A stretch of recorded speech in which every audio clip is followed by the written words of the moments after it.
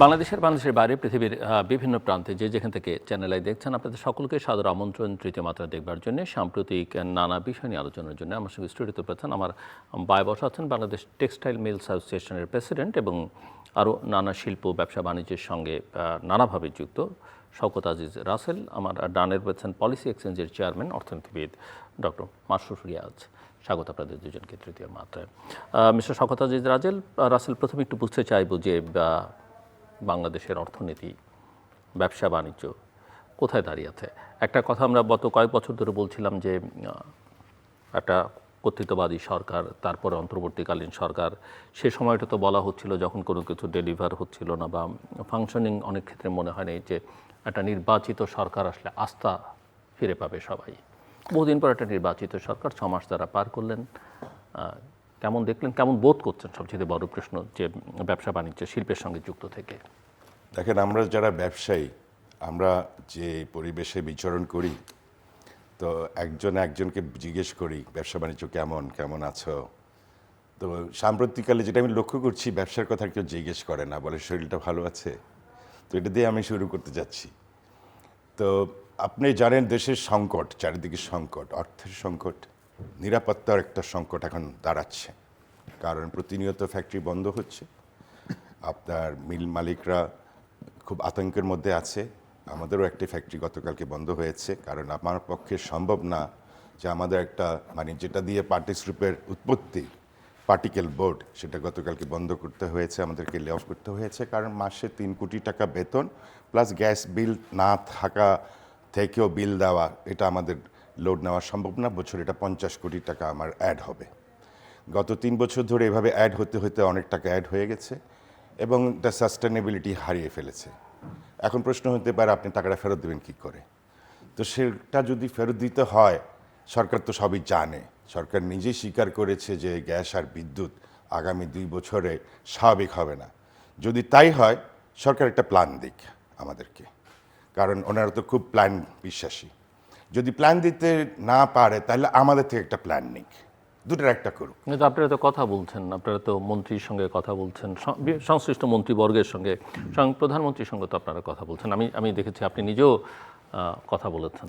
আমরা বলি, আমরা বোঝানোর চেষ্টা করি, এবং এই যে এখন যে দুর্যোগ যাচ্ছে, এটা কিন্তু ফোরসিয়েবল ছিল, এটা কিন্তু দেখবার মতো বা অনুমান করার মতো একটা জিনিস ছিল।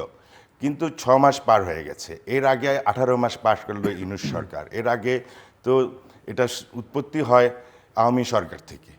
এখন যখন আপনাকে একটা ছোট্ট উদাহরণ দিয়ে বলি, ইউনূস সরকার কি করেছেন। ইউনূস সরকার এসে দেশের হাল ধরলেন, একজন সিনিয়র সিটিজেন, আপনি নোবেল লরেট সম্মান ব্যক্তি, উনি এসে দেশের হালটা ধরে কি করলো, একটা উদাহরণ দিয়ে বলি। আপনার যদি একটা মুদির দোকান থাকে, আপনি প্রতিনিয়ত বিক্রি করেন আর দেনা পানা সবাইকে শোধ করে দিলেন, এলাকার বা ব্যাংকের সব কিছু, আর নতুন করে মাল আর শেলফে উঠালেন না, তাহলে আপনার এই দোকানটা কি চলবে? এই দোকানটা একটা পর্যায়ে গিয়ে বন্ধ হয়ে যাবে। তারা এই স্টানবাজিটাই করেছে। তাদের আশেপাশে কিছু মানে ভালো সুন্দর করে কথা বলতে পারে, কেউ বাংলা ভাষা ভালো বলে, কেউ ইংরেজি ভাষা ভালো বলে, কেউ স্টানবাজি ভালো করে, এদেরকে নিয়ে উনি অগ্রসর হয়েছিলেন। এবং ওই যে দোকানের যে উদাহরণটা দিলাম, সেভাবেই তারা দেশকে পরিচালনা করেছেন। তারা ক্লিন চিট নিয়ে বের হয়ে গেছে। এখন মনে করেন, আমি আরও অ্যাগ্রেসিভলি বলবো, আপনি যে 3rd FSRUটা বন্ধ করলেন ইন্টারিম গভর্নমেন্ট পিরিয়ডে, আপনার কি জ্ঞান ছিল না যে এইটার জন্য আমার গ্যাসের সংকট হতে পারে? তো কই, তাদের তো বিচার হচ্ছে না, তাদেরকে কেউ, তারা প্রশ্নবোধক হচ্ছে না। এই সরকার এসে আমরা অ্যাজ এ বিজনেস, আমাকে যদি বলেন আমি 7 দিন একটা FSRU কন্ট্রাক্ট করতে পারবো, কিনতে পারি আর না পারি, 7 দিনে I can close a deal. আমরা ব্যবসায়ীরা অনেক বড় বড় ডিল করে থাকি, কিন্তু আমার সরকার সেটা পারছে না কেন? আপনি কিনে প্রক্রিয়ার মধ্যে রাখেন, কিন্তু আপনার কেনাটাও এখনো পর্যন্ত নিশ্চিত হয়নি। আর যেগুলো আছে সেগুলো স্বাভাবিকভাবে চলবে না কেন? একটা প্রশ্ন অনেকেই বলবেন বা সরকারের দিক থেকে বলবে যে এত বড় ধ্বংসস্তূপের মধ্য থেকে দাঁড়িয়ে থেকে সেখান থেকে ঘুরে দাঁড়ানো, মানে 1 দশকেরও বেশি সময় যদি বলি, 17 বছর নাই বা বললাম, সম্ভব কিনা 6 মাসে? এটা একটা প্রশ্ন তারা করতে পারেন। আরেকটা প্রশ্ন আমি আপনাকে করতে চাই যে সরকারে তো অনেক ব্যবসায়ী আছেন, আপনি বলছেন ব্যবসায়ীরা পারবে, তো সরকারে তো অনেক অভিজ্ঞ সফল ব্যবসায়ীরাও কিন্তু মন্ত্রিসভায়ও আছেন। আছে যে আমি মনে করি সঠিক ব্যক্তিকে সঠিক জায়গায় দেওয়া হয়নি। আপনার যে ডোমেইনে যে মন্ত্রী মহোদয় থাকা উচিত ছিল সেটা সঠিক হয়নি আমি মনে করি। এখানে আরও এক্সপেরিয়েন্সড, আরও মেধাবী, আরও কর্মঠ আপনার পার্লামেন্টে মেম্বার আছেন। যদিও আমাদের অর্ধ শতাধিক বা 100 ম্যাট্রিক পাসও করেনি, এরকমও আছেন। তো এনাদেরকে দিয়ে যদি আপনি দেশ পরিচালনা করতে চান, পলিসি রিফর্ম করতে চান, আমি মনে করি সেটা সঠিক হবে না। এখন সময় এসছে সিরিয়াস হওয়ার, সিরিয়াস নোট। আপনার আমাদের ইকোনমিস্ট আছে, আমার সামনেও বসে আছে, ওনারাও বলেন, আমরাও বলি, আমাদের কথা শুনতে হবে। আমার কথা হলো আপনার প্ল্যানিংয়ের মধ্যে এইসব কেন প্ল্যানিংয়ে থাকবে না? সবটা মিলেই তো একটা প্ল্যান। তো প্ল্যান কেন দুর্বল হচ্ছে এটার জন্য? আর বিপদ বিপদ যদি বলেন, একটা ইংরেজিতে কথা আছে যে when there is a catastrophe there is a window of opportunity. আপনার যত মুশকিল তত আসান, আমরা বাংলা একটা কথা বলি, যায় বিপদের সময়ও কিন্তু একটা বাণিজ্য করে চলে যায় মানুষ। বিপদে অনেক অপরচুনিটি তৈরি হয়। পেট্রো কোম্পানিগুলা 400-800% প্রফিট করছে। আমার এখানে অ্যাভেলেবিলিটি নাই কেন? আমার রেশনিং সিস্টেমটা কি? আমার পাওয়ার, আপনি প্রাইম পাওয়ার কোত্থেকে নিব, তারপর রেগুলার পাওয়ার কোত্থেকে নিব, এগুলার গুছানোর ব্যাপার আছে। এখনও কি বলেন যে হ্যাঁ আমরা এমনভাবে গুছাইলাম অদূর ভবিষ্যতে এই প্রবলেম থাকবে না, সেটাও তো শুনতে পাচ্ছি না। আমি আসছি আপনার কাছে, যেহেতু এখানে ওই প্ল্যানের প্রসঙ্গ আসছে, পরিকল্পনার প্রশ্ন, প্ল্যানিংয়ের প্রশ্ন, আলোচনা। সো ইকোনমিস্টের কাছে যে ডক্টর মাসুরিয়া, আপনি কি দেখছেন, কি মনে করছেন যে সংকটের কথা শওকত আজিজ রাসেল বলছেন, আসলেই কি বাস্তবতা সেটা কিনা? যদি সেটা হয়ে থাকে তাহলে সমস্যাটা কোথায়, ঘাটতিটা কোথায় আসলে? ধন্যবাদ। সংকট আছে নিঃসন্দেহে। রাসেল বলেছে, এটাও বলেছে যে সংকট কিন্তু গত 6 মাসে সৃষ্ট নয়। আমরা এই সরকার উত্তরাধিকার সূত্রে সংকট নিয়ে যাত্রা শুরু করেছে ফেব্রুয়ারি 17 তারিখ। সংকটের বেশিরভাগই শুরু 5ই অগস্ট পূর্ববর্তী বছরগুলোতে। মোস্টলি গভর্নেন্স ফেইলিয়ার, তার সাথে রং পলিসিস, সেগুলো থেকে। এবং তারপর 5ই অগস্ট পরবর্তী যে 18 মান্থ, সেখানেও যে সংকটগুলো ছিল তার মধ্যে আমি বলবো যে ম্যাক্রো ইকোনমির ফরেন এক্সচেঞ্জ স্টেবিলাইজেশন ছাড়া ওই 18 মাসে বাকিগুলোতেও খুব একটা নজর দেওয়া হয়নি ইন্টারিমের সময়ও। তাহলে এই সরকার চক্রাকার কম্পাউন্ডেড প্রবলেম নিয়ে যাত্রা শুরু করেছে। কিন্তু তারা তো জানতেন প্রবলেমগুলো আছে। Problems were very well known. তো সেই দিক থেকে আমাদের একটা সবার এক্সপেকটেশন ছিল যে ওনারা, ইনফ্যাক্ট অগস্ট 2025-এ যখন নির্বাচনের ব্যাপারে স্পেসিফিক ঘোষণা আসলো, ফেব্রুয়ারি 2026-এ হবে, আসলে তখন দেশের মানুষ কিন্তু মোটামুটি ধরেই নিয়েছিল যে বিএনপি সরকার গঠন করবে, বৃহত্তম দল, জনপ্রিয় দল, সেটাই হয়েছে, 2/3 মেজরিটি নিয়ে হয়েছে। সেই জায়গায় আমি এবং আরও অনেকেরই হয়তো এক্সপেকটেশন ছিল যে ওনারা যে যা ওয়েল নোন প্রবলেমগুলো, সেগুলোর বিশ্লেষণ এবং সে বিশ্লেষণ ভিত্তিক সলিউশন একেবারে শুরু থেকেই তাদের হাতে থাকবে। আমরা যেটাকে বলি you hit the road running, কিন্তু সেই জায়গাটা বোধহয় হয়নি। সেটা প্রথম সমস্যা। কিন্তু তারা যেটা বলেছেন এতদিন, তারা যে পরিকল্পনার কথা, এবং কিছু কিছু পরিকল্পনা তো তাদের কিছু 31 দফায়, কিছু ইশতেহারে, কিছু নানান জায়গায় আছে, তাদের মুখে আমরা শুনছি। এগুলো কি শুধুই রেটোরিক নাকি রিয়েলিটি? ওনারা এটা অ্যাটলিস্ট আমি বলবো যে প্রধানমন্ত্রী এবং পার্টি লিডারশিপ এটা মিন করেন, তারা এটা ওন করেন, এটা নিয়ে আমার মনে কোনো সন্দেহ নেই। কিন্তু ওয়াকিং দ্য টক, এই জায়গাতেই বোধহয় একটা বড় গ্যাপ হয়ে আসছে। ওই জায়গাটায় আমি আসছি। সরকার গঠন পরবর্তী অবস্থায় একেবারে যে কোনো ভালো কিছু হয়নি আমি সেটা বলবো না।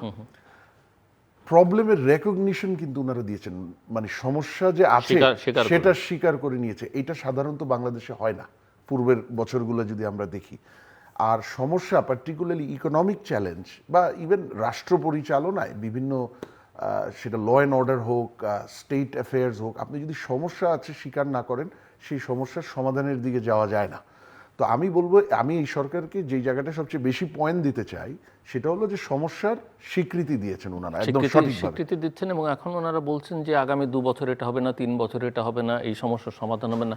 সেটা আসলে কি বার্তা দিচ্ছে? এবং আমার প্রশ্ন হচ্ছে যে সেখানে যে আস্থার সংকট নিয়ে শুরু হয়েছে, সেখানে উদ্যোক্তারা আশাবাদী হবেন কিভাবে, সাধারণ মানুষ স্বস্তিতে থাকবেন কিভাবে যদি এই আতঙ্কের পরিবেশ বা এক আমার ধরনের মনে হয়- প্যানিক তৈরি হয়? হ্যাঁ, সো আস্থার কথাটা তো আপনি বলছেন, এই আস্থা কিন্তু তলানিতে চলে গেছিল ইন্টারিম গভর্নমেন্টের সময়, মানে ইনভেস্টর কনফিডেন্স, বিজনেস কনফিডেন্স। সেখান থেকে সবাই আশা করেছিল যে একটা election, return of a elected government, political government, 5 year stability থাকবে, তার সাথে সাথে কনফিডেন্সটা উঠে যাবে।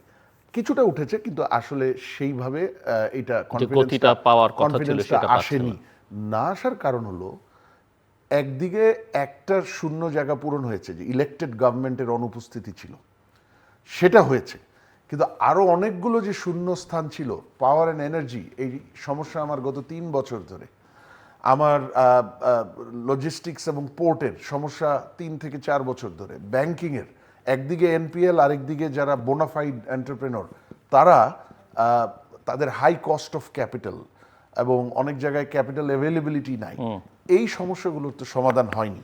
সুতরাং সেই কারণে আস্থাটা ফেরত আসেনি। হ্যাঁ, আস্থাটা আরেকটু বেটার হতে পারতো। কি হলে আমার সেই জায়গায় মতামতটা হলো, অনেকগুলো প্রবলেম আছে, এগুলো সত্যিকার অর্থে 6 মাসে সম্পূর্ণ সমাধান হয়ে যাবে এটা আমরা কেউ আশা করিনি। আই থিঙ্ক এনার্জি প্রবলেম যেটা ছিল ইলেকশনের আগেও, এটা সম্পূর্ণ কন্ট্রোলে আসতে কয়েক বছর লাগতেই পারে। ইনফ্রাস্ট্রাকচারের বিষয়, জটিল ইনফ্রাস্ট্রাকচার। ব্যাংকিংয়ে যে 32% এনপিএল মিনিমাম, এটা আসলে তো আরো অনেক বেশি আমরা জানি। 5-7টা ব্যাংক বন্ধ হয়ে যাওয়ার অবস্থা, এগুলো নিজের পায়ে দাঁড়িয়ে থাকতে পারছি না, এগুলো তো আর মানে অল্প সময়ে ঠিক হবে না। কিন্তু ঠিক হওয়ার জন্য 6 মাসে আপনি কি ধরনের উদ্যোগ নিয়েছেন, সেটা কি কনফিডেন্স জাগ্রত করতে পারছে? সেই জায়গাতেই বোধহয় একটা বড় গ্যাপ হয়েছে, 1 নম্বর। 2 নম্বর গ্যাপটা হয়েছে, ওনারা ওনাদের ইন্টেনশনটা, অ্যাটলিস্ট আমি বলবো প্রাইম মিনিস্টার লেভেলে ভেরি ক্লিয়ার। উনি চাচ্ছেন এই ধরনের সমস্যার সমাধান তো হবেই, বরঞ্চ এগুলো সমাধান করে বাংলাদেশ একটা গ্রোথের ধারায় ফেরত যাবে। জব ক্রিয়েশন, এক্সপোর্ট বাড়বে, ইনভেস্টমেন্ট বাড়বে, এফডিআই আসবে। কিন্তু এই ইন্টেন্ট, প্রবলেম রেকগনিশন এবং কিছু জার্গন যেগুলো আমরা শুনতে পাচ্ছি, টার্মিনোলজি, এটা আপনারা নিশ্চয়ই শুনছেন, বিভিন্ন মন্ত্রী বা উপদেষ্টা বা অন্যান্য সরকারি কর্মকর্তা লেভেলে অনেক ধরনের জার্গনের ব্যবহার আমরা শুনছি। ভালো, সেগুলোর অনেকগুলো যে মানে ওগুলো যে ইরেলেভেন্ট আমি তা বলবো না, অনেকগুলোই রেলেভেন্ট। কিন্তু মুশকিল হলো, আমি যদি ইন্টেন্ট আর ওয়ার্ডিং এর মধ্যে থেকে যাই, কাজের মধ্যে ওগুলোকে কনভার্ট করতে না পারি, Implementation কোথায়? তাহলে তো আমার সমস্যার সমাধানের দিকে আগাতে পারছি না, কনফিডেন্স আসারও কোনো সুযোগ নেই। সো নাম্বার 1 প্রবলেম যেটা বললাম, যে আপনার ইন্টেন্ট এবং যে সমস্যার রেকগনিশন, সেইটাকে অ্যাকশনে ওনারা কনভার্ট করতে এখন পর্যন্ত পারছেন না। আর দ্বিতীয় প্রবলেম আমি যেটা বলবো, যেটা গত সপ্তাহে খুবই প্রভাবশালী দেশের একটি অর্থ মন্ত্রণালয়ের দক্ষিণ এশিয়ার দায়িত্বপ্রাপ্ত কর্মকর্তা ঢাকায় ছিলেন, তার সাথে আমারও কথা হয়েছে, আরও নীতি নির্ধারক বা আমার মতো হয়তো আরও অনেকের সাথেই কথা হয়েছে। ওনারাও এগ্রি করলেন, তারাও এইটা মনিটর করছেন, ম্যাক্রো, ইনভেস্টমেন্ট, এক্সপোর্ট, ফিসকাল, সরকারের রাজস্ব অবস্থা। ওনাদেরও মনে হচ্ছে, এবং আমিও সেই যে একমত ছিলাম আমরা, যে কাজগুলো কেমন জানি এলোমেলো, অর্গানাইজ বা সিস্টেম্যাটিক ভাবে এফোর্টসগুলো আসছে না। দেখেন, আমরা একেবারে ছোট অর্থনীতি না, মানে ডেটা ম্যানিপুলেশন, টেলিভিশন সব কিছু কনসিডার করে অফিসিয়ালি এই সরকার, তার সময় আমরা $500 ট্রিলিয়ন ইকোনমিতে আমরা গেছি। আমার 19 কোটি লোক, প্রায় $45-6 বিলিয়ন এক্সপোর্ট। আমার শুধু টেক্সটাইলেই $32 বিলিয়ন উপর ইনভেস্টমেন্ট। এরকম একটা অর্থনীতি যখন ক্রাইসিসে থাকে, তাকে টার্ন অ্যারাউন্ড ছোটোখাটো এফোর্ট, আজকে এইটা কালকে ওইটা, আজকে এই জায়গায় কালকে ওই জায়গায়, এটা দিয়ে হয় না। You need a very systematic plan, যেটার অভাব আমরা এই মুহূর্তে দেখতে পাচ্ছি। সো স্বাগত রাসেল, আপনি শুনছিলেন সমস্যাটা আসলে কোথায়। যদি আমি একটু প্রায়োরিটাইজ করতে বলি, যে সমস্যা এখানে আসলে অগ্রাধিকার দেওয়া উচিত, ব্যাংকিং, এটা উনি লজিস্টিক্স এবং পোর্টসের কথা বলেছেন, এনার্জি অ্যান্ড পাওয়ার, রেগুলেটরি ব্যবস্থাপনা, মুদ্রানীতি, নাকি জিওপলিটিক্যাল ইস্যুস? সমস্যা আমাদের প্রথম যদি আমি অ্যাড্রেস করি, সেটা হচ্ছে আমাদের সময় ক্ষেপণ করার একটা প্রবণতা। আমরা সময় মতো গতি স্লোথ। এক্স্যাক্টলি। তো আমার যখন সময় আমি নষ্ট করি, এইসব বিগত সরকারে আসে কি করলো শুরুতে আপনার এটা কি ব্যুরোক্রেসির প্রবলেম না পলিটিক্যাল লিডারশিপের এটা প্রবলেম? আমাদের লিডারশিপ, মাইন্ডসেট, শিক্ষাগত যোগ্যতা অনেক কিছু এটার মধ্যে কাজ করে। দেখেন এই বিগত সরকার এসে প্রথমেই ব্যাংকগুলোকে বললো যে এইগুলো অবস্থা খুবই খারাপ। আর ব্যাংক আর ব্যবসা দুটো কিসের উপরে চলে? আস্থা, বিশ্বাস, এই সব কিছু হচ্ছে এগুলার পিলার। আর তার সাথে আছে তার অর্থায়ন। তো সেটাকেই আপনি পঙ্গু করে দিলেন বেশ কিছু কথা বলে এ ব্যাংক ভালো এ ব্যাংক খারাপ। আপনি রিপেয়ার করেন, আপনি রুগীকে রিপেয়ার করেন। আপনি এটা মার্কেটে কেন অ্যানাউন্সমেন্ট দিচ্ছেন আমার রুগীর ক্যান্সার হয়েছে? আপনি ভিতরে বসে বসে রিপেয়ার করেন, মার্জার করেন, অ্যাকুইজিশন করেন। একটা ছোট্ট দেশে এতগুলো ব্যাংকের দরকার নাই। এই ব্যাংকগুলো আমাদেরকে ফাইন্যান্সও করতে পারে না। মার্চ করার তো একটা আলোচনা উঠেছিল, উঠেছে, এটা গল্পই রয়ে গেল। এনাফ না, এটা এনাফ না। এই দেশে প্রাইভেট ব্যাংক 5টার বেশি হওয়া উচিত না আমি মনে করি। আপনি থাইল্যান্ড দেখেন, মালয়েশিয়াতে সরকার উদ্যোগ নিয়ে 400টা ব্যাংকে 5টাতে কনভার্ট করাইছে। তো আমরা তো ওগুলো দেখে আসছি, ব্যাংক নিগারা এটা করেছে, আমরা ওখানে পড়াশোনা করে এসেছি, শর্ট কোর্স করে এসেছি, আমরা দেখেছি। যেখানে আমরা এগুলো দেখতে পাচ্ছি, জানা হয়ে গেছে আমাদের কেন মার্জারটা হচ্ছে, কি বিপদ তারা মোকাবেলা করতে এই কাজগুলো করেছে, সেখানে আমরা নতুন করে করে ব্যাংক দিয়ে গেছি। ইট ওয়াজ এ গিফটেবল আইটেম। আপনি একটা ছক্কা মারছেন, আপনার একটা ব্যাংক উপহার দেওয়া হইলো। ক্রিকেট ভালো খেলছেন, আপনাকে একটা ব্যাংক দেওয়া হইলো, পুলিশকে একটা দেওয়া হইলো, আর্মিকে একটা দেওয়া হইলো। আর ওদের তো ব্যাংকিং করার, যদি ওরা ভালো করছে, অনেকের চেয়ে ভালো করছে, কিন্তু এটা কিন্তু আপনার প্রক্রিয়া হতে পারে না ব্যাংক দেওয়ার বা ইনস্টিটিউশন হ্যান্ড ওভার করার, হোটেল দেওয়ার। তারপরে এইগুলা করলেন, এখন দেখা যাচ্ছে ওরাই সবচেয়ে ভালো আছে, বাকিরা খারাপ, দুর্বল হয়ে যাচ্ছে।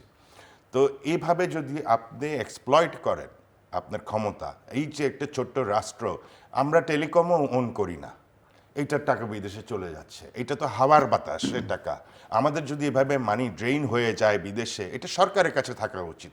আজকে গল্প হচ্ছে নাকি পেট্রোল টেট্রোল সবই নাকি প্রাইভেটাইজেশন হবে, তো সেটারও ছক দেখি আমরাও এই ব্যবসা করব, আমাদেরকেও সুযোগ দেন। নাহলে আপনি একজনকে দেবেন কেন, আপনি সবাইয়ের জন্য ঢালাও করে দেন। আমরা দেখি কার কত দম আছে, কে ব্যবসাটা করতে পারে। আপনি একজনকে দেবেন, আরেকজনকে দেবেন না, স্বজনপ্রীতিতা করবেন, কোথা থেকে কী ডিল হচ্ছে আমরা কিছুই বুঝতে পারছি না। ভাঙা দেশ, ভাঙা ইকোনমি, আমরা স্বপ্ন দেখি বড় বড় রাস্তা ব্রিজ বানানোর, 40,000 কোটি টাকার প্রজেক্ট, কেউ আইটি প্রজেক্ট বানাচ্ছে, কেউ হেলথের প্রজেক্ট বানাচ্ছে। এখন মনে হয় আমরা একটা স্বপ্নপুরীতে বসবাস করছি। We are not realistic. আমরা প্রথমেই বলে দিয়েছি আপনার বাস্কেটে, আপনার চ্যানেলে আমি বলেছি যে শুরুতেই, যে আমার হাতে যে বাস্কেটে যেগুলো আছে ঝুড়িতে, সেগুলো আগে আগে রিপেয়ার করি। বিদেশি ইনভেস্টমেন্টের স্বপ্নটা একটু পরে করি। এগুলোকে রিপেয়ার করলেও আজকে আপনার কিন্তু মানুষ এত চাকরিচ্যুত হতো না, আপনার ইকোনমি আর একটু বেটার থাকতো, আর আপনার বন্ধ হতো না ফ্যাক্টরি এভাবে। আর পরিকল্পনা দিতেন আমাদেরকে, হ্যাঁ আমার একটু সংকট যাবে, আসতে পারে, তোমরা ডিজেল ওরিয়েন্টেড পাওয়ারে একটু ঝুঁকি করো, ইনভেস্ট করো, অথবা তুমি পাওয়ার এইভাবে করো, টারবাইন ইনস্টল করো, তারপর পিডিবি থেকে নাও, আরইবি থেকে নাও, রেশনিং করো, আমাদের সাথে বসে আলাপ করো। আমরা তো ওই প্রস্তুতি ছিল না আমাদেরকে ডার্কে রাখা। যেমন বাবু বলেছে, মাসুর ভাই বলেছেন যে এই যে অ্যানাউন্সমেন্টটা, এটা কিন্তু বহির্বিশ্বে ভালো না, এই যে 2 বছর আপনার এটা সংকট মিটবে না। এক হিসাবে আমি ব্যবসায়ী হিসেবে মনে করি ভালো। না, তাহলে মিটবে না ভালো আপনি বলছেন। আবার এই সময় আমরা দেখছি যে বিদেশি বিনিয়োগকারীরা দল বেঁধে আসছেন, সরকারও সেটা বলছে, প্রচারও করছে। মার্কিন যুক্তরাষ্ট্রের প্রায় বিশাল একটা টিম ঘুরে গেল, ভারতীয় একটা ব্যবসায়ী প্রতিনিধি দল আসছে। সরকার ধারণা দিচ্ছে যে সবাই বিনিয়োগ উৎসাহ নিচ্ছে। আইটিতে $2 বিলিয়ন নিয়ে আসতেছে ইংল্যান্ডের কোম্পানি, এগুলো আমরা শুনতেছি। এটা আমরা এখন না, আগে থেকেও শুনে আসতেছি, এটা নতুন কিছু আমাদের জন্য না। তো আমার কথা হলো যে আপনি তো যেগুলা আপনার you have first you take care of own baby, তাদেরকে আপনি নিজেই তো টেক কেয়ার করবেন বিফোর ইউ থিঙ্ক ইভেন আপনি বলছেন দেশীয় বিনিয়োগকারীদের। হ্যাঁ হ্যাঁ, তো সেখানেই তো আপনার ক্রমশ বন্ধ হচ্ছে, ঝুঁকিপূর্ণতা যাচ্ছে, ব্যাংকগুলো দুর্বল হচ্ছে, দোকান বন্ধ হচ্ছে, কারখানা বন্ধ হচ্ছে। তো সেখানে আপনি যে টপ আপ করবেন তাদেরকে জীবিত রাখার জন্য, সেটার পরিমাণ কিন্তু অনেক কম। আপনি একটা নতুন কিছু চিন্তা করাচ্ছে, নতুন রাস্তা করাচ্ছেন, পুরানো রাস্তা রিপেয়ার ইজ মাচ মোর চিপার। আপনি এখন সব কিছু নতুন করে চিন্তা করছেন, সেটা আমি মনে করি যে ফার ফেস্ট, অনেক অদূর ভবিষ্যতে চিন্তা করতে পারবেন। এই মুহূর্তে আপনাকে ওই যে সময়ক্ষেপণ বললাম, বুলেট স্পিড বলেন, ফাস্ট ট্র্যাক বলেন, আপনাকে যা আছে আপনার হাতে এদেরকে রিপেয়ার করতে নামতে হবে। আমাদের যখন মনে করেন একটা টেক্সটাইল, আমার বাস্কেটে যেটা আছে, আমার 5টা স্পিনিং মিল, এই 5টাকে যদি আপনি কনভার্ট করেন ওয়েলথে, তাহলে এটার পরিমাণ হচ্ছে 2,500 কোটি টাকা ইনভেস্টমেন্ট সাইজ। এটা তো আমি কোনোখানে নিয়ে যেতে পারবো না, এটা দেশেরই একটা সম্পদ। এখন এটা বন্ধ আছে, আমি 400 কোটি টাকা মাত্র লাইবিলিটি আমার, 2,500 কোটি টাকা ভার্সেস 400। কিন্তু আমাকে ব্যাংক এখন সাহায্য করতে পারছে না, আমার এলসি খুলতে পারছে না, ব্যাংকের কাছে অর্থ নেই, অথচ অথবা তারা বহির্বিশ্বে তাদের ক্রেডেনশিয়াল হারিয়ে ফেলেছে, তাদের এলসি অ্যাকসেপ্ট করা হচ্ছে না। যারা যেই মালগুলো পণ্যগুলো আমি কিনেছি সেগুলো 11 মাস 12 মাসও তারা পেমেন্ট পাচ্ছে না। তারা নতুন করে ওই ব্যাংক থেকে এলসি, আমি কোনো ব্যাংকের নাম ধরছি না, নতুন করে ওই ব্যাংক থেকে এলসি নেবে না। তো এইগুলাকে অ্যাড্রেস করা আমি মনে করি খুব দরকার, এবং গভর্নর সাহেব চেষ্টা করছেন, তবে আরও আমি মনে করি চেষ্টা করার সুযোগ আছে, জায়গা আছে। মিস্টার মাসুরিয়া, যে আপনি কর্মসংস্থানের কথা বলছিলেন এবং সরকারেরও একটা প্ল্যান, তারা বলছে যে তাদের প্ল্যানের মধ্যে 1.5 বছরে 1 কোটি মানুষের তরুণের কর্মসংস্থান করবে। তো বিনিয়োগ যদি না হয় এবং এফডিআইয়ের কথা আমরা বলি, দেশের বিনিয়োগ পরিস্থিতি যদি, দেশীয় বিনিয়োগ যদি স্থানীয় বিনিয়োগকারীরা যদি উৎসাহী না দেয়, বিদেশি বিনিয়োগকারী কোত্থেকে আসবে? আর ওই অর্থনীতির আলোচনায় প্রবৃদ্ধি তো সবসময় আমরা আলোচনা করি, প্রবৃদ্ধির হিসেবটা কীভাবে হলো, প্রবৃদ্ধির সুফল সবার মধ্যে পৌঁছচ্ছে কিনা, সমানভাবে ডিস্ট্রিবিউট হচ্ছে কিনা, সেই আলোচনা। কিন্তু বিনিয়োগ কর্মসংস্থান যে পরিস্থিতি, রেটোরিক ভার্সেস রিয়ালিটি, খুব ভালো অবস্থায় নেই। বিএনপির এইবারের ম্যানিফেস্টোটা কিন্তু চারদিকে খুব প্রশংসা পেয়েছে, কারণ খুব ইনোভেটিভ আইডিয়াজ আছে, যেমন ক্রিয়েটিভ ইকোনমি, অনেক নাম্বারস আছে, মানে সুনির্দিষ্ট স্পেসিফাই করা হয়েছে। আপনি জানেন যে এফডিআই এর ক্ষেত্রে 2.5% জিডিপির সেই জায়গায় নিয়ে যাওয়ার কথা বলা হয়েছে, $1 ট্রিলিয়ন, 18 মাসে 1 কোটি জব। এইটা ইলেকশনের আগে থেকেই বিএনপি বলছিল এবং এটা বেশ সাড়া ফেলেছে। ফার্মার্স কার্ডটার তো আছে, কিন্তু আমি জানি না, আমি কিন্তু গত 6 মাসে যত দিন গড়িয়েছে, আমি কিন্তু এই 18 মাসের 1 কোটিটা আর শুনছি না খুব বেশি। এটা রিভার্স চলছে। সরকারের মানে দায়িত্বপ্রাপ্ত ব্যক্তিরা বা মানে নীতি নির্ধারকরা কিন্তু, আমি গত 2-3 মাসে, আমি জানি না আপনাদেরও সেই অভিজ্ঞতা নাকি, আমি এটা দেখছি না। আমার ধারণা এই যে প্রবলেম তো আগেই ছিল, ইনহেরিট করেছে বলেছি, কিন্তু সেগুলো মানে যখন দায়িত্বে আসলেন তখন হয়তো ওনারা দেখছেন যে এগুলোর সলিউশনসগুলা সহজ না। আরেকটা হলো ইভেন 1.5 কোটি 18 মাসে আসলে কতটুকু, আমি এটাকে ভিশন হিসেবে সবসময় ভালো মনে করি, কিন্তু প্র্যাকটিক্যালি এটা সেই সময়েও আসলে কতটুকু বাস্তবায়নযোগ্য ছিল সেটা নিয়ে কথা বলা যেতে পারে। কারণ বাংলাদেশ কিন্তু বছরে মাত্র ডোমেস্টিক্যালি 11 থেকে 12 লক্ষ কর্মসংস্থান সৃষ্টি করে, আর 10 থেকে 11 লাখ বিদেশে ওভারসিজ এমপ্লয়মেন্ট। তো সেইখানে আপনি 10 থেকে 11 লক্ষ যখন বছরে, তো আমরা ধরে নিতে পারি 18 মাসে 1 লক্ষ, 18 মাসে 1 মাসে লক্ষ। তো এটাকে যদি 18 মাসে 18 লক্ষ হওয়ার কথা। এটাকে যদি আপনি গোল্ড স্ট্যান্ডার্ডেও নেন তো হয়তো ডাবল হবে, তাহলে 24 লক্ষ 25 লক্ষ হলো। আর গোল্ড স্ট্যান্ডার্ডে নিতে গেলে তো আপনাকে কাজ করতে হবে, এনার্জির প্রবলেম সলভ করতে হবে, মানে বিনিয়োগ থেকেই তো এটা হবে।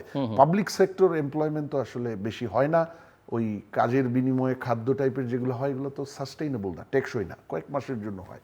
বেসরকারি খাত ক্রিয়েট করবে, বেসরকারি খাতের অবস্থা ভালো না। সুতরাং আমি আশা করব ওনারা যে চারদিকে যে একটা মানে আলোড়ন সৃষ্টি করতে পেরেছিল ম্যানিফেস্টো এবং ইলেকশনকালীন অনেক নাম্বার দিয়ে, তার মধ্যে একটা ছিল কর্মসংস্থান 1 কোটি 1.5 বছরে। 1 কোটি না হোক, আমি এটাকে ভিশন হিসেবে দেখি, 1 কোটি পারতেই হবে এমন কোনো কথা নেই, কিন্তু আমি এখন বছরে 10-12 লাখ আভ্যন্তরীণভাবে করি, সেখানে আমি 25 লাখে যদি নিতে পারি, আমি তো মনে করি এটা বিগ সাকসেস। কিন্তু সেটার জন্য বর্তমান পরিবেশটা নেই, এই জন্যই হয়তো আমরা এটা সম্বন্ধে কথাবার্তা একটু কম শুনছি, আস্তে আস্তে ব্যাক বার্নারে যাচ্ছে। এটার মূল কারণ হলো বিনিয়োগের পরিস্থিতি। যদি আপনি দেখেন, আমরা তো এতক্ষণ স্পেসিফিক চ্যালেঞ্জ আলাপ করছিলাম, রাসেল এনার্জি, ফাইন্যান্স, এগুলোর কথা বলছে। আমি এখন একটু যদি মানে ম্যাক্রো নাম্বারসগুলো যাই, আমাদের এখন investment GDP, private investment GDP নেমে আসছে 21.4%-এ, 10 বছরের মধ্যে লোয়েস্ট। প্রাইভেট সেক্টর কতটুকু ভাইব্রেন্ট এটা বোঝার একটা ইন্ডিকেটর হলো ব্যাংকিং সেক্টর বা ফাইন্যান্সিয়াল সেক্টর থেকে প্রাইভেট সেক্টরের কাছে কি পরিমাণ ক্রেডিট যাচ্ছে, ক্রেডিট টু প্রাইভেট সেক্টর, এটার গ্রোথ, এটা 4.5%-এর নিচে নেমে আসছে, 22 বছরের মধ্যে লোয়েস্ট। মানে প্রাইভেট সেক্টরের ক্রেডিট ডিমান্ড নাই। সেটা কখন থাকে না, যখন মার্কেট সেই জায়গায় অপারেট করতে তাদের সমস্যা হচ্ছে, ক্রেডিট নিয়ে উনি কী করবেন, যেটা আছে এটাকেই তো, যে রাসেল একটু আগে বললো 400 কোটি, সেটাকে সার্ভিস করতেই তো হিমশিম খেতে হচ্ছে। সুতরাং আমার ইনভেস্টমেন্ট পরিস্থিতি ভালো না নাম্বারস দিয়ে যদি দেখি। আর ইনভেস্টমেন্টের যে পরিবেশ, সেই জায়গাতে এনার্জি, ব্যাংকিং, রেড টেপস, দেখেন এই ধরনের আমি একটু যদি বলি যে 17ই ফেব্রুয়ারি যেদিন ওনারা ক্ষমতা নিলেন সেই দিন অর্থনীতিটা চ্যালেঞ্জ তো ছিল, এটা আমরা সবাই জানি। সেটাকে আপনি ডিফাইন করবেন কিভাবে, এটার অনেকগুলো অ্যাঙ্গেল আছে, কিন্তু 5টা বা 6টা মাত্রা ছিল একেবারে ডমিনেটিং বা ডিফাইনিং ফিচার। 1 নম্বর ছিল সামষ্টিক অর্থনীতি, যেটা ম্যাক্রো ইকোনমি, যেটা 5ই অগস্টের আগ পর্যন্ত প্রতিনিয়ত পড়ছিল। আমি একটু আগে বলছিলাম ইন্টারিম গভর্নমেন্টের একমাত্র ইকোনমিক সাকসেস আমি যেটা দেখি, ওনারা এই ফরেন এক্সচেঞ্জ যেটা মূল সমস্যা ছিল ম্যাক্রোর, সেটাকে একটু স্টেবিলাইজ করতে পেরেছিলেন। এটা এখনো সেই জায়গাতেই আছে, কিন্তু এটা মানে পড়ছে না, কিন্তু দুর্বল। আপনি দেখেন আমার এখন নেট রিজার্ভ 26-27 বিলিয়ন ডলার, সেটা ওই 5ই অগস্টে 19-20 ছিল, তার চেয়ে ভালো হয়েছে, এটা ভালো। কিন্তু আমার তো গ্রোথ মাত্র 3.5 থেকে 4%। আমি 5%, 6% গ্রোথে যদি যেতে যাই, আমার যে পরিমাণ ইম্পোর্ট প্রয়োজন হবে, আমি এই 26-27 বিলিয়ন ডলার দিয়ে কি আমি সেই গ্রোথে যেতে পারবো? তার মানে ওই জায়গায় আমি দুর্বল। দ্বিতীয় হলো ইনফ্লেশন, ওই ম্যাক্রোর ইনফ্লেশনটা গত 2 মাসে সামান্য একটু কমেছে, কিন্তু এটা নিয়ে খুব খুশি হওয়ার এখনো কোনো কারণ নাই, কারণ যেই জায়গাটায় আছে এটা এখনো উচ্চ মূল্যস্ফীতি।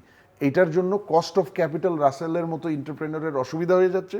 আরেক দিকে বাজারে ক্রয় ক্ষমতা কমে বিজনেসের জন্য ডিমান্ড কমে যাচ্ছে, বিজনেসের মোটিভেশন কমে যাচ্ছে। এটা ছিল ম্যাক্রো সমস্যা। সেকেন্ড, ইনভেস্টমেন্টে ধীর গতি। আজকে কয়েক বছর ধরে আপনি 17-18 পর থেকে 24% অফ জিডিপিতে এটা স্টাক ছিল।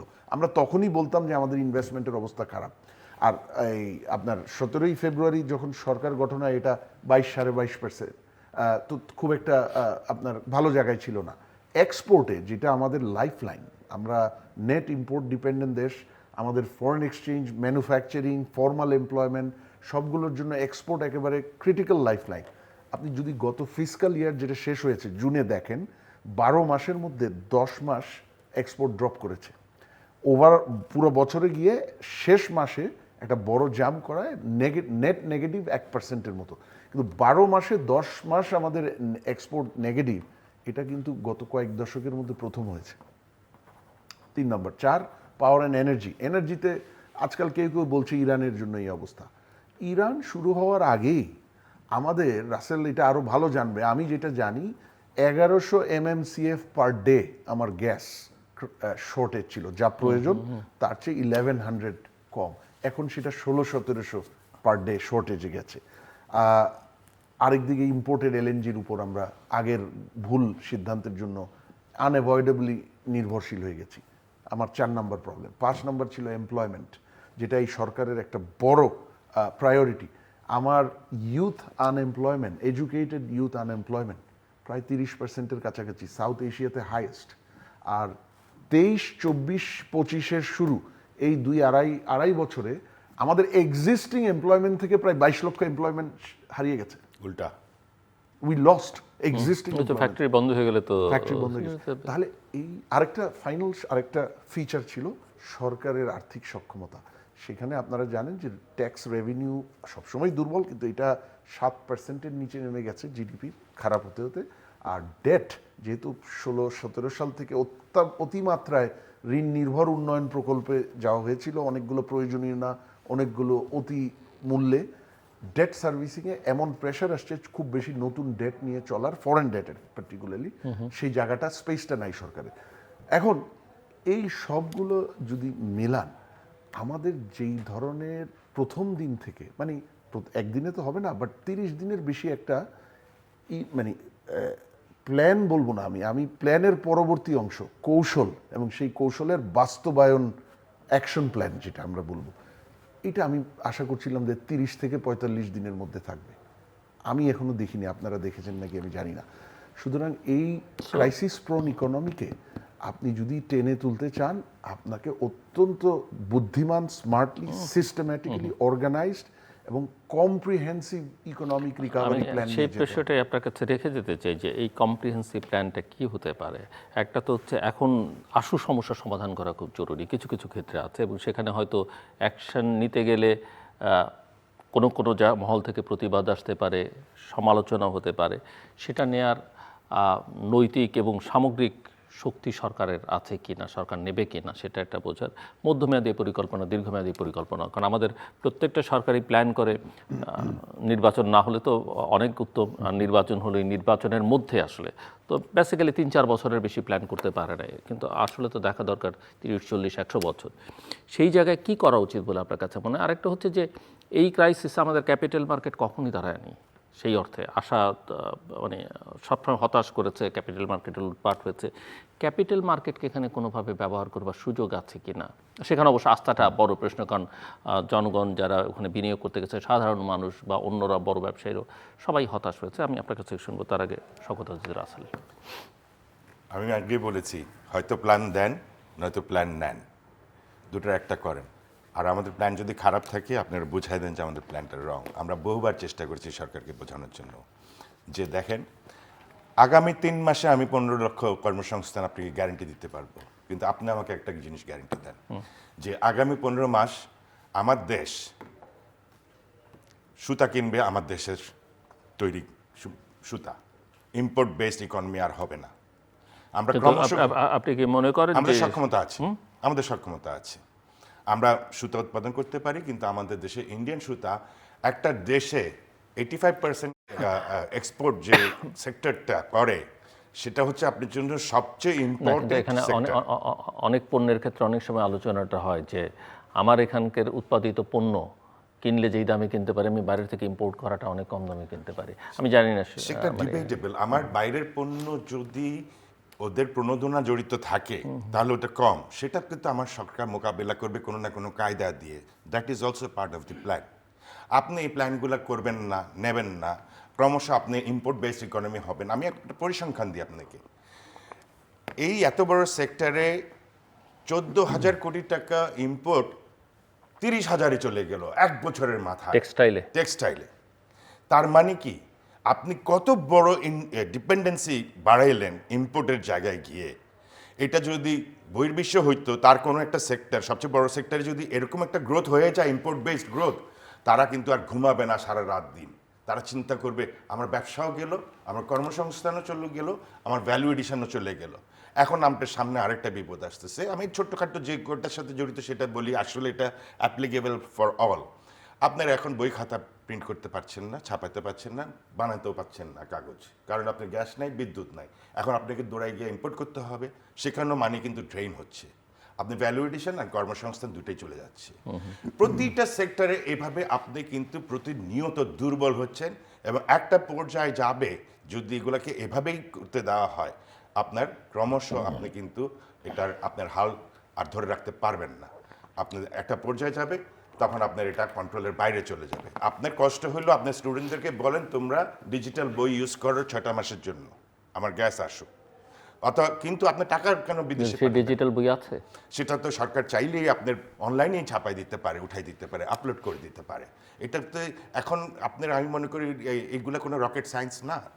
আপনার সে হয়তো কষ্ট হবে, মোবাইলে পড়তে হতে পারে বা ল্যাপটপে পড়তে হবে, এটা সাময়িক, কিন্তু একটা দেশকে ইকোনমি রক্ষা করতে গিয়ে আমি মনে করি এতটুকু আমরা সহ্য করতে পারবো। জাপান তো একবেলাও খাইছিল, জাপানের সিটিজেনরা বলছে আমরা একবেলা মিল নেব, তারপরে আমাদের ইকোনমি ঠিক করবো। তো আমার জনগণকে আপনি কমিউনিকেট করার সাথে সাথে প্ল্যানটাও দিয়ে দেন, কারণ আপনি কমিউনিকেট করছেন আপনার অক্ষমতা, আর আপনি সেখানে কোনো প্ল্যান দিচ্ছেন না।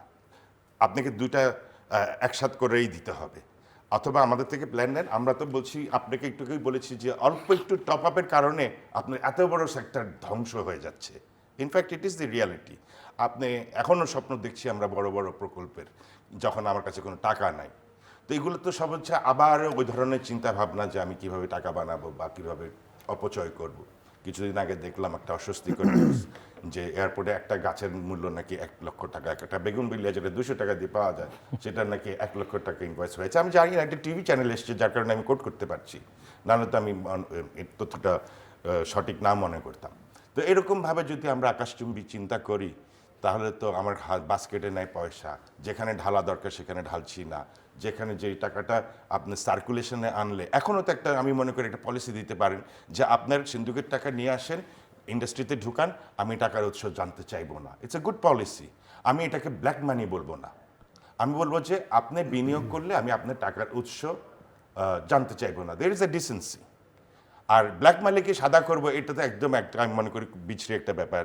আপনি আবার কিছু টাকাও নেবেন, সেটাও হতে যাচ্ছে না, কারণ কে এখন এই কাজ করতে যাবে?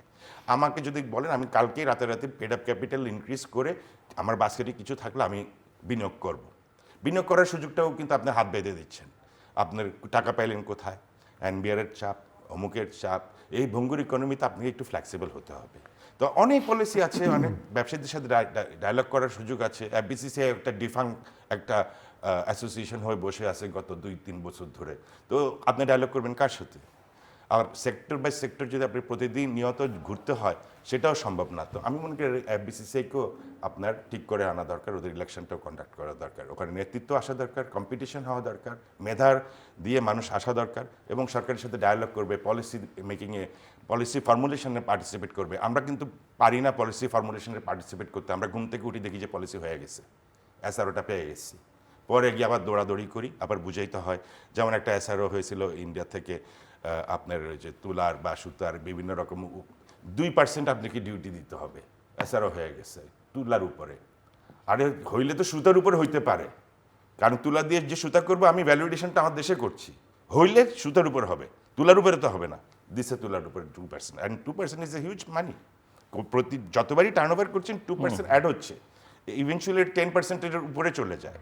তো আপনি লাভ করবেন কি, ফ্যাক্টরি চালাবেন কি? এটা তো সহায়ক পলিসি না। কিন্তু এগুলো করার আগে আমাদেরকে ডাকা হয় না। তো করবার অনেক কিছুই আছে এখনো, আমি মনে করি, আমি হোপফুল, করবার অনেক কিছু আছে। মাসুদ রিয়াজ।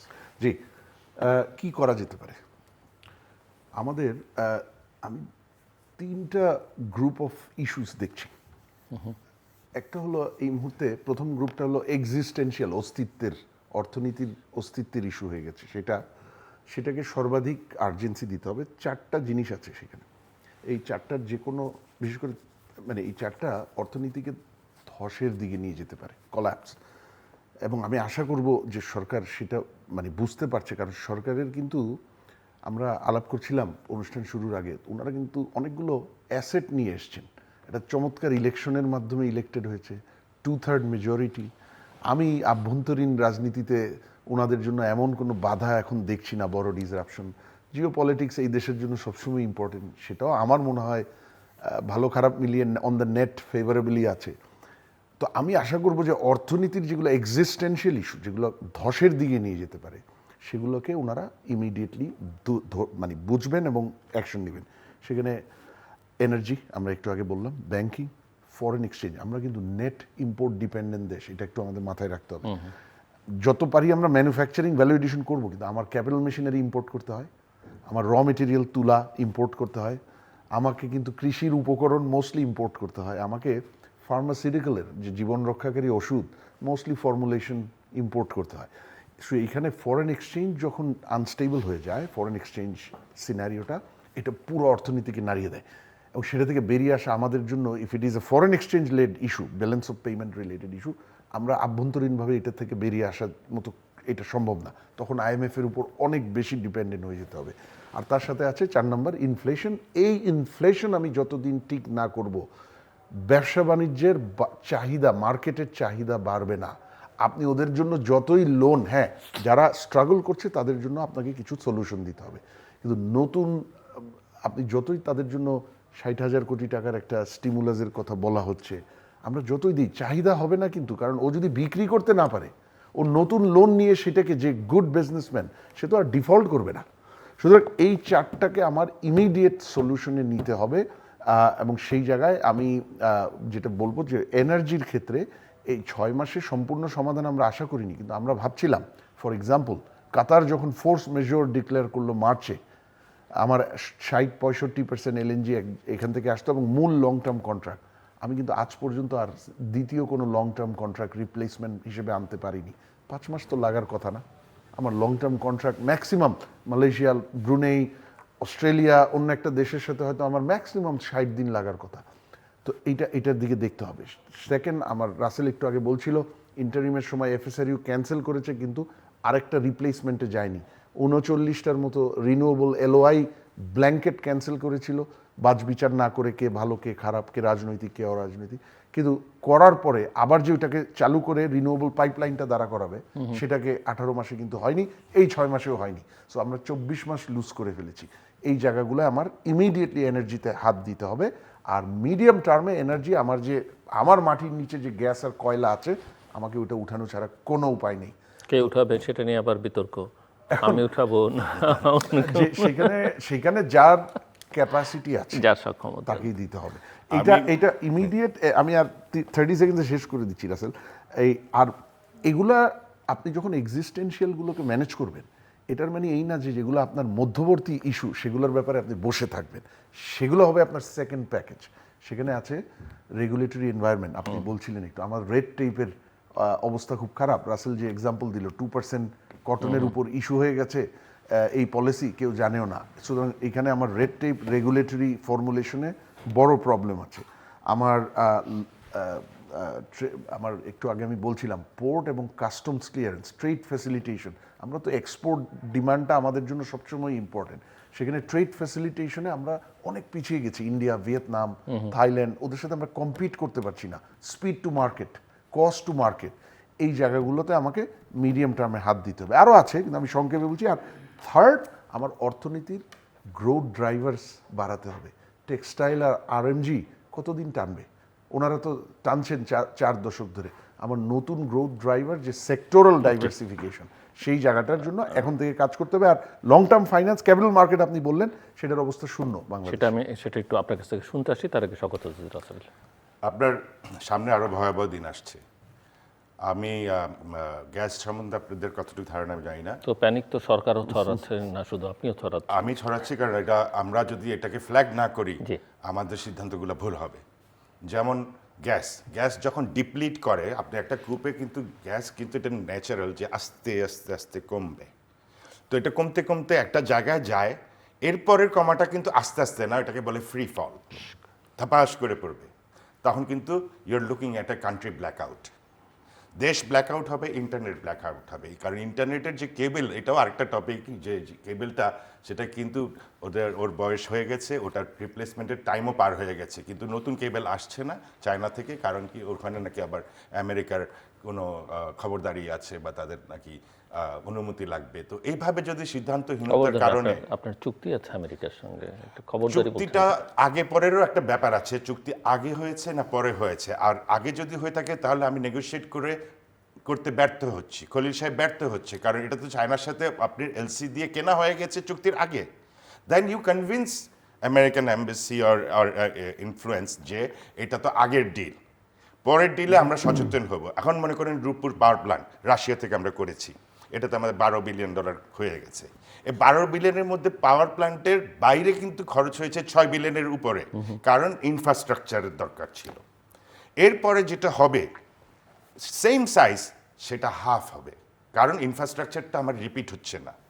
যে বাসাগুলো আমি বানিয়েছি 3000 4000 লোক থাকবার জন্য, আমি এটা পার্সোনালি আমার সুযোগ হয়েছে ভিজিট করার অ্যাজ এ গভর্নমেন্ট ডেলিগেশন। তো আমি যেটা দেখতে পেরেছি, উপলব্ধি করে পেরেছি, আর এই পাওয়ার প্ল্যান্টের আসলে বেশ কিছু জিনিস নাই। এটা একটা চেম্বার যেখানে রিঅ্যাক্টরটা ফাংশন করে, আর কিছু আনুষঙ্গিক যন্ত্রপাতি আছে যেখান থেকে বিদ্যুৎ উৎপাদিত হয়। ম্যাক্সিমামটাই হচ্ছে ইনফ্রাস্ট্রাকচার, বাকিটা হচ্ছে গ্রিড। ওটা কিন্তু সরকার করে ফেলেছে। প্রথমবারে যে পেমেন্টটা আমরা করেছি, পরের বারে কিন্তু অর্ধেকের থেকেও কম লাগার কথা। এখন পরের বার কি এই আমেরিকার সাথে কন্ট্রাক্টের কারণে আমরা কি এটাকে আবার করতে পারবো? It's a question mark. যদি না করি, এটা আমাদের জাতীয় লস।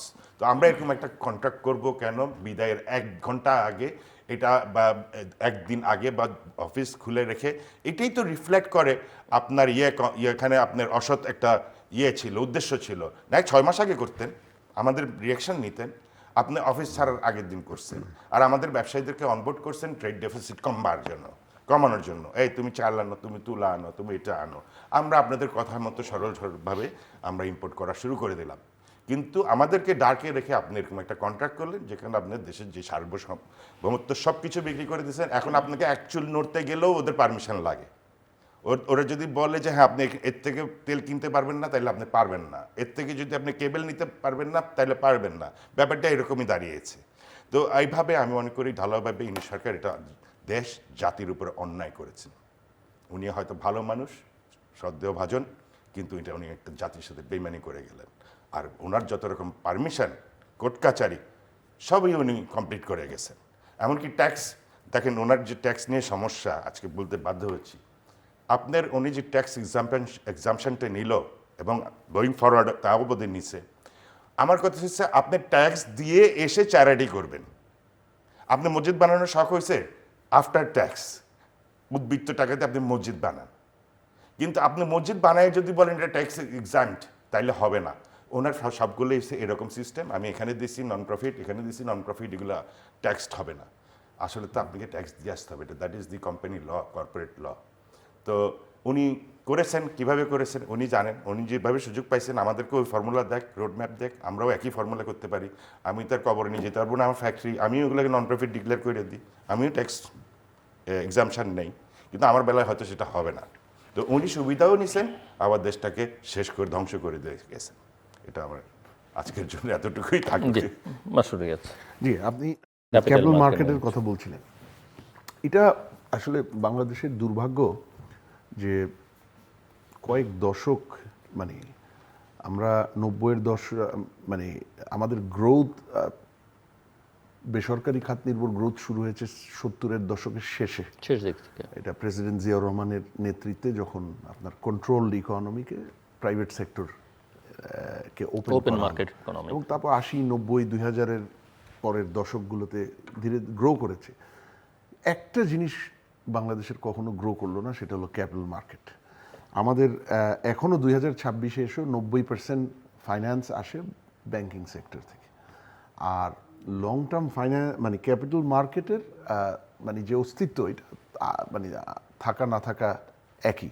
আমাদের মার্কেট ক্যাপস, জিডিপির মার্কেট ক্যাপিটালাইজেশন 7-8% জিডিপির। ইন্ডিয়ার 100%-এর উপরে, ওর কিন্তু $3 ট্রিলিয়ন উপর জিডিপি, তারপরেও 100%-এর উপরে তার মার্কেট ক্যাপস। আমাদের আমরা বলি অ্যাসেট আন্ডার ইউটিলাইজেশন, হ্যাঁ, AUM, অ্যাসেট আন্ডার ম্যানেজমেন্ট, আমাদের হলো জিডিপির 1%-এর কম। ইন্ডিয়া, পাকিস্তান, ভিয়েতনাম এদের 16, 17, 18%, মালয়েশিয়ার 55%। তা আমার রাসেলের মতো অন্টারপ্রেনররা, ওদের তো ব্যাংকের কাছে যাওয়া ছাড়া উপায় নাই, এবং ওখানে দুইটা প্রবলেম ক্রিয়েট হচ্ছে। এক হলো ওদের যখন মানে মানে পে ব্যাক পিরিয়ড 7 বছর, 8 বছর, 9 বছর, ফান্ড পাচ্ছে 5 বছরের জন্য ম্যাক্সিমাম। আর সেকেন্ড, ব্যাংকের উপর প্রেশার ক্রিয়েট হচ্ছে। 1 বছর হলো মানে তাদের ডিপোজিট অ্যাভারেজ ডিউরেশন, সেই ডিপোজিট ইউজ করে টাকা দিতে হচ্ছে 5 বছর বা 3 বছরের জন্য। Asset liability mismatch. আমাদের যে আজকে হেভি এনপিএল পৃথিবীর হাইয়েস্ট, অবভিয়াসলি এটা সবচেয়ে বড় কারণ হলো এটা লুটপাট, রাজনৈতিক মদতপুষ্ট লুটপাট। আরও একটা কারণ হলো এই যে অ্যাসেট লাইবিলিটি মিসম্যাচ। 1 বছরের ডিপোজিট অ্যাভারেজ ইউজ করে যখন 5 বছরের লেন্ডিং করা হয়, এইটা আপনাকে এনপিএলে যেতে একটা অংশ বাধ্য এখানে, হ্যাঁ। তো এইটা ক্যাপিটাল মার্কেট থেকে আসার কথা ছিল, কিন্তু আমার আজকে কয়েক দশকে এটা আমরা আনতে পারিনি। 5ই অগস্ট পূর্ববর্তী এটা ক্যাপিটাল মার্কেট, তার রেগুলেটর, এটা পুরোটা ছিল আমরা বলবো যে সর্বোচ্চ দুর্নীতিগ্রস্ত বা ভেস্টেড। 5ই অগস্ট পরবর্তী ছিল সবচেয়ে অযোগ্য এইটার যে ওভারঅল ম্যানেজমেন্ট ক্যাপিটাল মার্কেটের। অ্যাজ এ রেজাল্ট এগেইন এই সরকার যে জিনিসগুলো উত্তরাধিকার সূত্রে পেয়েছে, তার মধ্যে একটা হলো একেবারে অলমোস্ট নন এক্সিস্টেন্ট একটা ক্যাপিটাল মার্কেট। সেখানে এখন বোধহয় 2-2.5 মাস হলো একটা নতুন কমিশন করেছেন ওনারা, নতুন রেগুলেটর, কিন্তু সেটাও বোধহয় অনেক সময় নিয়েছেন। আমরা সবাই আশা করছিলাম বাংলাদেশ ব্যাংকে যেই পরিবর্তনটা, যেই প্রসেসই হয়ে থাকুক, সেটা ভালো খারাপ সেটাতে অন্য বিষয়, কিন্তু অ্যাটলিস্ট 10 দিনের মধ্যে একটা চেঞ্জ এসছে। কিন্তু ক্যাপিটাল মার্কেটের যে পলিসি রেগুলেটরি ইনস্টিটিউশন, এই চেঞ্জটা আস্তে আস্তে জুন মাস হয়ে গেছে। আমার মনে হয় এত সময় লাগা উচিত ছিল না। এখন আমরা শুনছি আশার আলো কিছু বলছেন পলিসি মেকাররা, যে বাইরে থেকে এবং দেশের ভেতর থেকে ক্যাপিটাল রেইজ করা হবে, IMF, ওয়ার্ল্ড ব্যাংকের কাছে টাকা না গিয়ে। ঠিক আছে, সেটা ভালো জিনিস, কিন্তু আমরা সেই রোড ম্যাপটা দেখছি না। অনেক বিদেশি বিনিয়োগ না ক্যাপিটাল মার্কেটে হবে বলে ধারণা। আমি এই মুহূর্তে ক্যাপিটাল মার্কেটের যে অবস্থা, অনেক বড় সেইখানে অনেক বিগ নেমসের কথা আমরা শুনি, সেইখানে এই ক্যাপিটাল মার্কেটে আমি বাংলাদেশের যে স্টক মার্কেট, ক্যাপিটাল মার্কেটের তো তাও পার্শিয়াল, শুধু স্টক মার্কেট আছে, বন্ড মার্কেট নাই, ডেরিভেটিভ তো নাই। এই মার্কেটের বর্তমান যে অবস্থা, সেখানে আপনি খুব বড় প্রাতিষ্ঠানিক বিনিয়োগ পাবেন আমার, হ্যাঁ, রিফর্মস করে পুরো অর্থনীতি আগালে দেশের রেটিং, আমার কান্ট্রি রেটিং কত আপনি বলেন? আমার এই মুহূর্তে 3টা বড় গ্লোবাল রেটিং এজেন্সি, মূল 3টা, ফিচ, Moody's, S&P, standard and poor, সবার রেটিংটা বাংলাদেশের একটু নিচের দিকে। কিন্তু তার চেয়ে ভয়ের বিষয় হলো এই গত 2 মাসে তারা 3টাই বাংলাদেশের আউটলুক সেটাকে নেগেটিভে নিয়ে গেছে। আর এই 3টাই যখন নেগেটিভে নেয়, আর আমার বর্তমানে এনার্জি মিলে যে অবস্থা, সম্ভাবনা খুব বেশি যে অ্যাকচুয়াল রেটিং এই বছরের শেষের দিকে গিয়ে ডাউনগ্রেডেড হয়ে যাবে। তো যখন ডাউনগ্রেডেড হবে, এই কান্ট্রি রেটিংয়ে তো আমার ইনভেস্টমেন্ট আনা ডিফিকাল্ট। আরেকটা ওনারা বলছেন যে বাইরে থেকে একুইটি উঠানো হবে, ভালো, এটা তো সরকারের অনেক অ্যাসেট আছে, এগুলোকে অ্যাসেট মনিটাইজ করা উচিত ছিল আরো 15, 10, 20 বছর আগে। আমরা কখনো করিনি, শুধু ট্যাক্স আর লোনের উপর সরকারি ফাইন্যান্স নির্ভরশীল। আমরা ব্রিজ, পদ্মা ব্রিজ, যমুনা ব্রিজকে অ্যাসেট বাস্কেট করে ও 20% আপনি লন্ডন স্টক এক্সচেঞ্জে করে দেন। কিন্তু মুশকিল হলো এই রেটিং নিয়ে আর গ্লোবাল মার্কেটের যে অবস্থা, গ্লোবাল মার্কেট থেকে আমার 12-14% হায়ার মানে বড় করতে হবে, সেটা এই মুহূর্তে আমাদের সময় নেই। শকত ক্যাপিটাল মার্কেট 2-3 মিনিট সময়। এমন একটা জায়গা যেটা আগে আমরা বিশ্বাস হারিয়ে ফেলেছি। আপনি দেখেন একটা কোম্পানি বেক্সিমকো লিমিটেড নাম দিয়েছে, তার কোনো ফিজিক্যাল অ্যাসেট নেই, কিন্তু বাজারে বেচা কেনা হয়। তারপরে গ্রিনফিল্ড প্রজেক্ট নাম দিয়ে আপনি টাকা তুলে ফেলেছেন, 10 গুণ টাকা তুলেছেন, যেটা আপনার প্রয়োজনের চেয়ে অনেক বেশি। আর যে রেগুলেটরি কমিশন ছিল তারা তো টোটাল কারাপশন করে গেছে। আর এই মুহূর্তে আমি অনেকবার আমাদের মাননীয় ফাইন্যান্স উপদেষ্টা মন্ত্রী সাহেবের থেকে শুনি ক্যাপিটাল মার্কেট সম্বন্ধে, ওনার খুবই একটা ভালো লাগার জায়গায়। কিন্তু বর্তমান বাজারে টাকা, মানি ইজ ড্রাই। এখন আমাদের মানি সংকটে আছি। এখন আপনি ফান্ড রেজ করবেন কোত্থেকে? বহির্বিশ্ব থেকে করবেন? বহির্বিশ্ব দেখবে আপনার কাছে কি আছে, আপনার ইনফ্রাস্ট্রাকচার কি আছে, আপনার রেটিং কোথায়, আপনার কাছে যে আমি বিনিয়োগ করবো, আমি কি ওখানে গিয়ে প্রোডাক্টিভ কিছু করতে পারবো কি করতে পারবো না। তো এই সব কিছু চিন্তা করলে ক্যাপিটাল মার্কেট গ্রো করতে গেলে আমাদের অনেক সময় লাগবে। আমরা স্টার্ট করছি 10 লাইনের গার্মেন্টস, সেটাও আমরা পাবলিক ইস্যুতে নিয়ে আসছিলাম। ওইখান থেকে অনেকে অনেক দূরও গেছে, অনেক বড় হয়েছে, কিন্তু these are all cottage industries. কিন্তু যখন আমাদের স্টিল হয়, আজকে BSRM, AKS, তারপরে অনেক বড় বড় ফ্যাক্টরি হয়েছে, কিন্তু তাদের যাওয়া উচিত ছিল ক্যাপিটাল মার্কেটে। এখন তারা কিন্তু আবার বিপাকে পড়ে গেছে। এত বড় ফান্ড নিয়ে দেশে, এত বড় ওভারহেড নিয়ে তারা টাকা যদি ফেরত দিতে যায়, এটা এক্সপেন্সিভ টাকা হয়ে যাচ্ছে, কারণ কোনো প্রজেক্ট হচ্ছে না, তাদের স্টিল বিক্রি হচ্ছে না, তাদের সিমেন্ট বিক্রি হচ্ছে না। তো তাদের ক্যাপিটাল মার্কেট তখনই গ্রো করা উচিত ছিল, বা সরকারের পলিসি এনকারেজ করা উচিত ছিল যে আমরা ক্যাপিটাল মার্কেটটাকে একটু এনকারেজ করি। এখন আপনি ভাঙা বাস্কেট নিয়ে এইসব গল্প দিয়ে আপনার বহুত সময় লেগে যাবে। You are looking at another 25 years, not এটা আগামী 7 দিন 10 দিনের টপিক না। Thank you. দর্শক, অনুষ্ঠানের শেষ প্রান্তে আমরা সামাজিক যোগাযোগ মাধ্যম ফেসবুক, এক্স এবং ইউটিউবে তৃতীয় মাত্রা লাইভ স্ট্রিম হচ্ছে, আপনারা দেখতে পারেন। টেলিভিশনের পর্দায় দেখতে না পারলে যে কোনো সময় যে কোনো স্থান থেকে ইউটিউবে তৃতীয় মাত্রা চ্যানেলটি সাবস্ক্রাইব করে এই পর্ব বা পুরোনো পর্বগুলো আপনারা দেখতে পারেন। ডক্টর মাসুদ রিয়াজ এবং আমি স্যার শকত আজিজ রাসেল, অসংখ্য ধন্যবাদ এই আলোচনা অংশ নেওয়ার জন্য। দর্শক, অনেক আশার কথা আমরা শুনেছি এবং পরিকল্পনার কথাও শুনেছি। পরিকল্পনার কল্পনাটা হয়তো মুখ থুবড়ে পড়তে পারে, আশঙ্কা অনেকেই করছেন। সরকারের কর্তা ব্যক্তিরাও আকার ইঙ্গিতে যা বলছেন তাতে সেটাই দাঁড়াবে, পরি হয়তো আকাশে উঠতে থাকবে। কিন্তু জনগণের শেষ পর্যন্ত কী হবে? জনমনে নানা অস্বস্তি আছে, বিশেষ করে গতিটা লক্ষণীয় নয়। একটা ধ্বংসস্তূপের মধ্য থেকে 1 দশকের বেশি সময় যে খারাপ অবস্থার মধ্যে দিয়ে গেছে, অন্তর্বর্তীকালীন সরকারের সময় যে সময়টা গেছে, এখান থেকে ঘুরে দাঁড়াতে হলে যে গতিটা দরকার ছিল, সেই গতিটা আসলে অনুপস্থিত। আকাঙ্ক্ষাটা হয়তো আছে, বয়ানও অনেক আছে, সুন্দর সুন্দর কথা আছে, এবং যেগুলো হয়তো বাস্তবায়নযোগ্য, কিন্তু বাস্তবায়নের জন্যে যে চেষ্টাটা থাকা দরকার, যে টিমটা থাকা দরকার, সেটা দেখা যাচ্ছে না। ওনারা বলছেন ওনাদের ভাষায় কাজগুলো এলোমেলো, কোনো সিস্টেমেটিক অর্গানাইজড ওয়েতে কিছু করা হচ্ছে না। আরেকটা হচ্ছে যে সরকার আসলে কি করতে চাইছে, কিভাবে করবে। এখানে ডিনায়ালের যে প্রবণতা আমাদের রাজনৈতিক সংস্কৃতিতে আছে, বিশেষ করে সরকারগুলোর মধ্যে, সেখান থেকে বেরোবার লক্ষণটা এখন পর্যন্ত স্পষ্ট নয়। এবং সরকার কি করতে চাইছে সেটাকে বিশ্বাসযোগ্যভাবে জনগণের কাছে উপস্থাপন করবার যে কমিউনিকেশন স্কিল, সেটাও লক্ষণীয় নয়। আবার জনগণের কথা শুনবার যে চেষ্টা এবং সেটাকে বিবেচনায় নেওয়া, সেটাও অনুপস্থিত। ব্যবসায়ী নেতৃবৃন্দ বলছেন যে তাদের কথা শুনছেন না, তাদের কাছে তারাও প্ল্যান দিতে পারেন, সেই প্ল্যান নিতে চাইছেন না হয়তো, বা আগ্রহটা কম। সব মিলিয়ে যে অবস্থার মধ্য দিয়ে যাচ্ছে বাংলাদেশ, এটা এক ধরনের বিপজ্জনক অবস্থার মধ্যে। কিন্তু সরকারের জন্য অনুকূল বেশ কিছু পরিবেশও আছে, সেটা ওনারা বলছিলেন যে তাদের প্রবল বাধা নেই, জনগণ এখন পর্যন্ত তাদেরকে সময় দিতে চাইছে এবং আন্তর্জাতিক পরিবেশটাও মোটামুটি, এখানে হয়তো অনেক রকমের ঝুঁকি আছে কিন্তু সেখানে অনেক রকমের অপরচুনিটিও আছে, সেটাকে কাজে লাগাবার যে চেষ্টা সেটাও কিন্তু অনেক ক্ষেত্রেই অনুপস্থিত। আমরা আশা করব যে সময় একেবারে ফুরিয়ে গেছে সেটা বলা যাবে না, কিন্তু যা কিছু করবার খুব দ্রুত তার সঙ্গে করতে হবে। দীর্ঘমেয়াদে পরিকল্পনা করতে হবে, আপনি যে সময়ে ক্ষমতায় নাও থাকতে পারেন সেরকম সময়ের জন্য পরিকল্পনা করতে হবে, মধ্যমেয়াদী পরিকল্পনা, এবং কিছু আশু সমস্যা সমাধানের জন্য দ্রুত এবং কঠোর পরিকল্পনা নিতে হবে, যেখানে হয়তো জনতুষ্টির কোনো সুযোগ থাকবে না, কিন্তু দেশের স্বার্থে, জনগণের স্বার্থে সেটা করতে হবে। আমরা আশা করি যে সরকার এই বিষয়গুলো বিবেচনার মধ্যে নেবেন। আমাদের সঙ্গে থাকবার জন্য অসংখ্য ধন্যবাদ। দর্শক, আপনাদের সবার জন্য শুভকামনা।